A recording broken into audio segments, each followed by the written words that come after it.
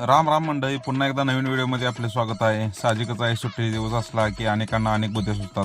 त्यापेक्षा मी काय म्हणतो, जर का आपण सुरुवात केली तर बरं होईल. काय आहे की रियालिटी बघायला गेलं तर कोणच इथं सुखी नाही.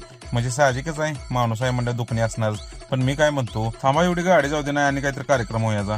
पण साहजिकच आहे, चुकी गाडीची नसते, ड्रायव्हरची असते. पण वाहनापेक्षा माणसं कधीही महत्वाची. बरं, मगाचा विषय बोलायचाच राहिला की काय आहे की ठराविक वेळ गेला की सगळ्याच गोष्टीतून मन उडतं. आजकाल एकामेकाचं बघून सगळ्यांनाच असं वाटतं की लगेच गोष्टी झाल्या पाहिजे. पण जेवढ्या गोष्टी फास्ट होतील का नाही, त्या सगळ्या अंगलट येतील. त्या तुम्ही अनुभवला असेलच, मी हा अनुभवलंय. एक माझा अनुभव तुम्हाला शेअर केला. आणि सगळ्या गोष्टींचा विचार करायला गेलं, एकांताचं मन मोकळं करायचं ठिकाण म्हणजे कुठलंही मंदिर. आता पुण्यात राहतोय म्हणजे साहजिकच आहे की महाराजांच्या मठाला यायलाच लागते. हा, उशीर झाला बरोबर आहे, पण लेट का होईना पण देवाच्या दारात आम्ही आलो. भविष्यात कधीही पुण्याला आलासा तर अवश्य एकदा तरी मंदिरात येऊन जावा. आता सगळेजण ऍड्रेस विचारतील, तर गुगल मॅपवर सुद्धा ऍड्रेस आहे. आणि त्याच्या पुढलं सांगायचं झालं तर महाराजांच्या मनात